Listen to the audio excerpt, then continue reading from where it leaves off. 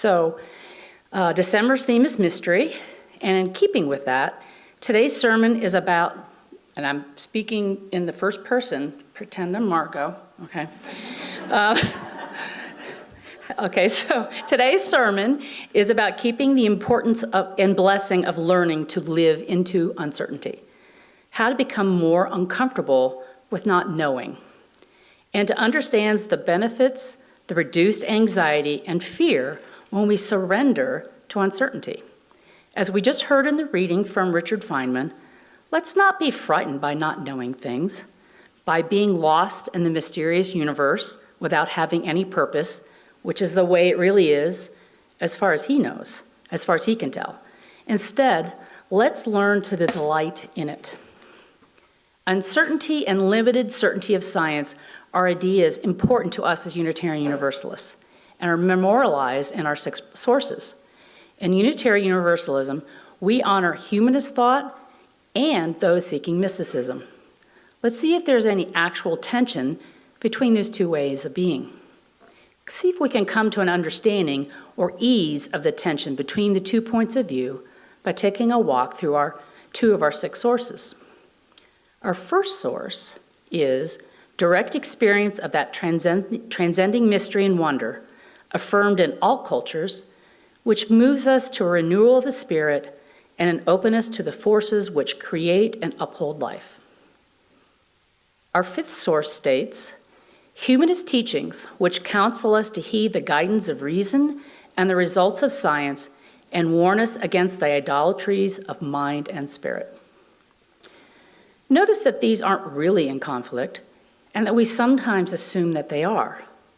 One of the many wonderful things about our faith is that we can choose from a very large feast of beliefs and practices that help us develop deeper understandings.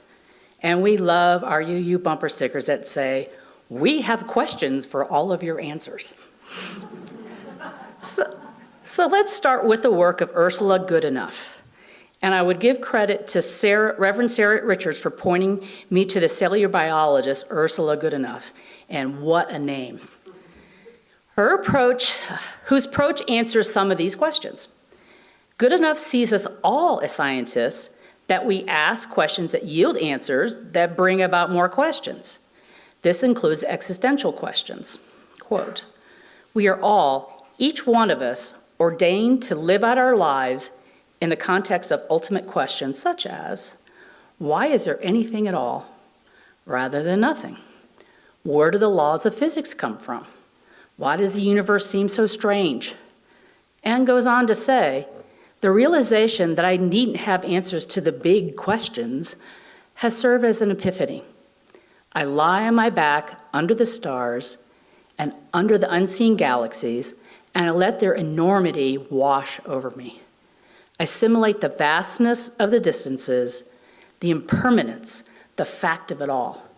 I go all the way out and then all the way down to the fact of photons without mass and gauge bosons that become massless at high temperatures. I take in the abstraction about forces and symmetries, and they caress me like a Gregorian chant, the meaning of the words not mattering because the words are so haunting.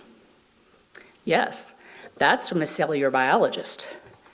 She calls her epiphany a covenant with mystery and points out they all need to believe in some things and to orient our lives in ways that make sense to us and that can offer us values and ideals and hope.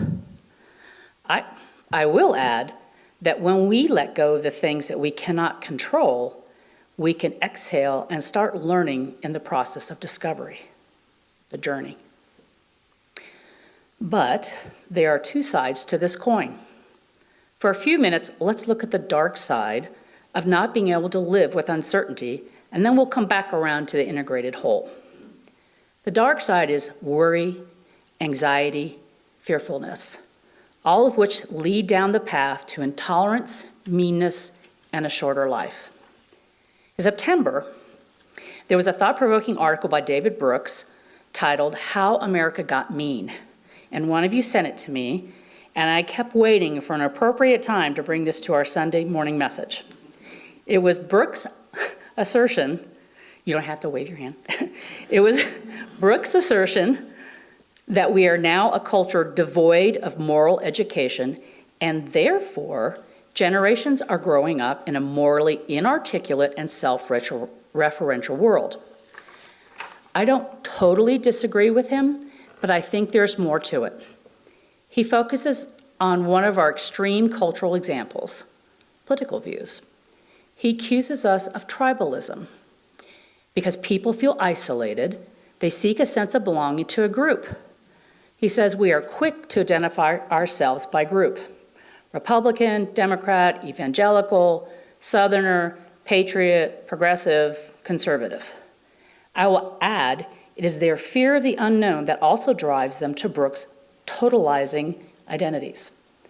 That is why so many people gravitate toward highly defined, rigid-thinking groups. In this example of politics, it's the negative emotions involved, fear, worry, loneliness, that are what drive people to a sense of righteousness. They seek certainty to quell anxiety. Brooks follows with, a person's moral stature is based not on their conduct, but on their location on the political spectrum. So you don't actually have to be good, rather conservative or liberal. Not in between, says Brooks, because the stronger group will claim victim status. They are seen as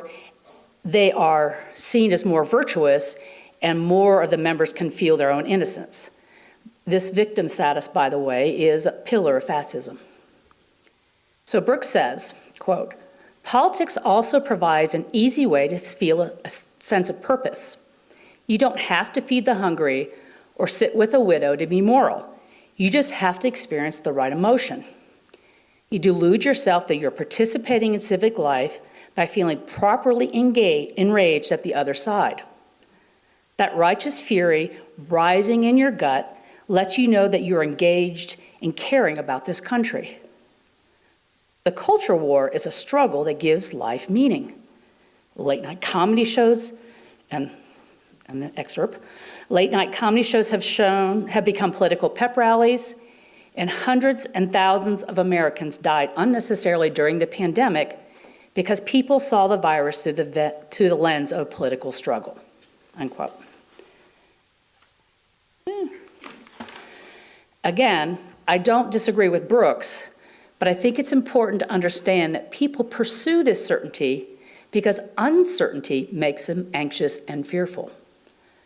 And they are anxious and fearful because they are not practiced or soothed by surrendering to the unknown.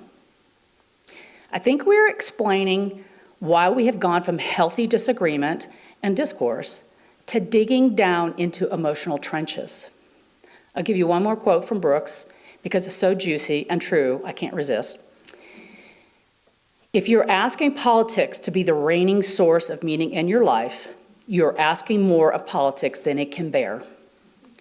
Seeking to escape sadness, loneliness, and enemies serves only to drop you into a world marked by fear and rage, by sadistic striving for domination, unquote. And thinking of the opposite to this response, I looked to our city's own advocacy group, Bozeman Tenants United. They didn't have time for digging down into emotional trenches and had visions to stay out of totalizing identities. They needed to get the work done, tenant advocacy and electing a new mayor. They knew it was a big ask of them, but they leaned into the unknown, trusted the process and one another and others in the community that supported their causes. And they met their goals, all of them, even though it seemed like a long shot in every case. So, what is the answer to all of this? Well, as I, Margo, say every Sunday, I don't know, and there is no answer. But it is essential that we learn to cope with our fears so that we don't cling tightly to the wrong things. And we need to cultivate our ability to tolerate uncertainty. Our ability to commit to a course of action when we cannot know the outcome, but still give it our best. Also, a commitment to try to control what we really don't have power over. We don't know what the future brings with politics, climate change, how our loved ones might act during the holidays, or so many other things. But we must focus on what we can do in the here and now, which is to see love, care, kindness, and generosity, and that is in front of us. To be open to it, experience it, revel in it, and pass it on. Pass it on. Acts of love, care, kindness, and generosity are things you have control over. And it's not that you shouldn't have day-to-day, decade-to-decade goals. Just don't get rigidly yoked to them. Leave enough space for the path to twist and turn without you running off the road. Give yourself fully into Ursula Goodenough's covenant with mystery and lean into the beauty of the unknown. Amen and blessed be.